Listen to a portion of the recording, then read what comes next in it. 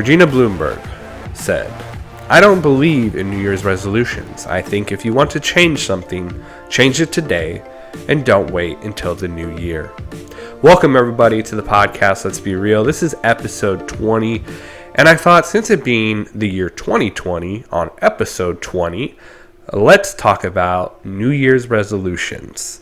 And so, as I like to always do, I'd get into gratitude time, which helps me really look at the things in my life and what I'm grateful for that aren't the everyday normal things. So today I am grateful to make it to a new year and have the opportunity to make it the best year yet.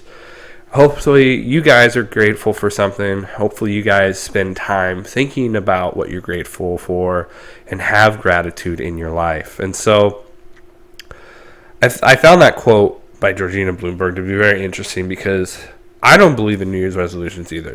But we'll get into that later.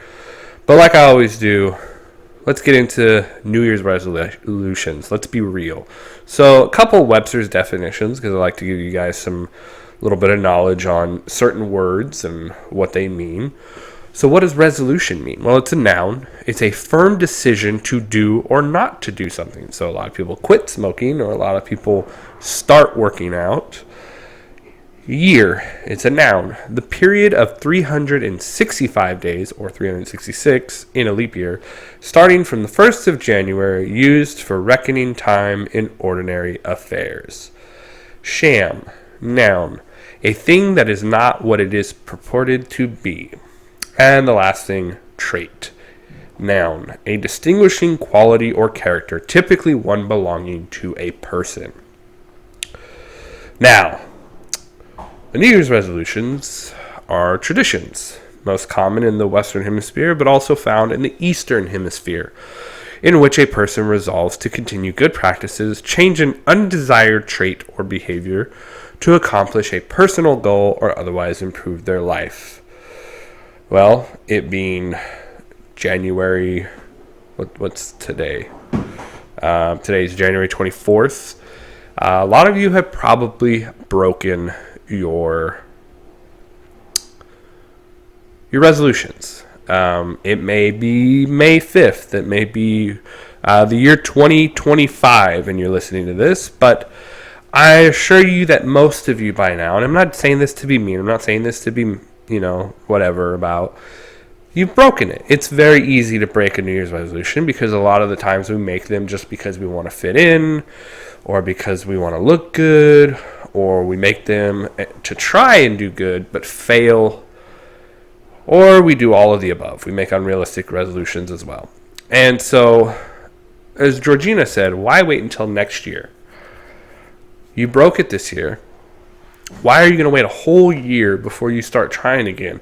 Pick yourself up, dust yourself off, and try again. Now, I don't believe in New Year's resolutions. Funny enough, I made one, I would say about 12 years ago. I made a New Year's resolution to never make another New Year's resolution. So it's kind of ironic to make a resolution to never make another resolution. But at the same time, myself, I've felt better and not pressured every year when somebody's like, "What's your New Year's resolution?" I'm like, "I don't have one." And they're like, "Oh, why not? Oh my God, it's a tradition." I'm like, "Yeah, it's stupid."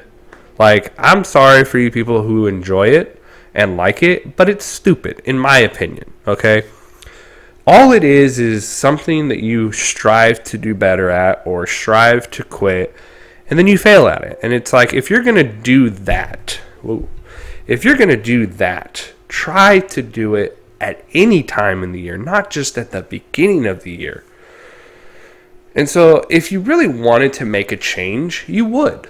I hear so many people, "Oh, it's so hard to do this, it's so hard to do that." It is. Guess what? Life's hard. Things are hard. It's easy to not do shit. It's easy to sit and be a couch potato. It's hard to quit smoking. It's hard to quit drinking. It's hard to quit eating crappy food. That one I know because I'm actively doing that one. Trying to not eat crappy food. Excuse me. And so sometimes it takes someone hitting rock bottom or a death or someone or some other life-altering event to shake you to your core, to really make you want to do that change, that New Year's resolution. I know for me personally, the day after Christmas this last year, I started getting back into working out, eating healthier, doing better, because I realized how fat I have gotten and how unhealthy I am, and the things that I do on a daily basis, that I realize that if I keep this up, it's going to kill me faster than anything else. It's like I'm going to get all of these diseases and complications, and my health is going to deteriorate, and I'm going to die. And looking at that, I'm like, do I want that? I mean, I know that it's hard to work out. I know it's hard to get up and force yourself to do that workout, to drink tons of water, to do the right thing. And when I really sat down and I talked to myself, I made the resolution. It wasn't a New Year's resolution. I made the resolution to myself that I was going to make this change. So, whereas I don't think the part of making a resolution to change is bad, I think doing the whole New Year's thing and then breaking it 2 weeks into the year and going, well, I give up on that this year, we'll try again next year, it's a cop-out. It's an excuse to go, I failed, whatever, I'm just going to keep failing and move on.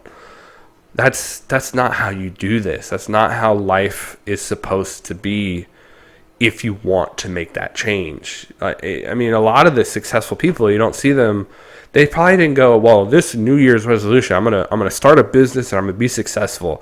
And then they hit their first failure and they're like, well, I give up, fuck it, I'm out. Like, no, they don't do that. They get up and they keep going. So if you've broken your New Year's resolution, you believe in New Year's resolutions, start it over. Every day is the beginning of the rest of your life. It's every day is a new day. So what if you ate 14 cupcakes yesterday and you feel like a total failure when you wake up, or even right now while you're listening to this, after eating those 14 cupcakes, maybe realize, hey, you know what? I'm going to start over. Yes, I did that, but you know what? That's in the past. I'm going to start over today and get going and make this right. So, like I normally do at the end of my podcast, I have a Q&A reflection time. Now, these are questions people have sent in, or questions that I think of my own, or even just questions that I've heard in the world. So, first question. Did you make a New Year's resolution? What was it? Second, have you already broken that New Year's resolution? Why? And last, are you ready to jump back up and try to really fulfill that resolution? Or are you going to let another year pass you by before making that same promise to do better? Think about it. Are you going to let another, let's see, we've already gotten 24 days into the year. So math off the top of my head, because I think we're in a leap year. So that would be what? 342 days? You're going to let 342 days go by before you recommit yourself to this promise of doing better? You know what you can do in 344 days? A lot of shit. You can do a lot with your life in 344 days. There's so many possibilities. So why are you going to wait for 344 days to pass you by to start again? Get up and go and do it and make that change. That's what you want, then do it. That's what I got for you guys today. I hope you guys enjoyed it. I hope you guys got something out of it. I hope it motivated you, inspired you, educated you to better understand resolutions, what they're for, what we do them for, why they're there, why some people believe in them, some people don't. But more importantly, I hope that it just makes you think about yourself and your mortality and what you can accomplish. So that's what I got for you guys today. I hope you guys enjoyed it. I hope you guys have a wonderful day, and God bless.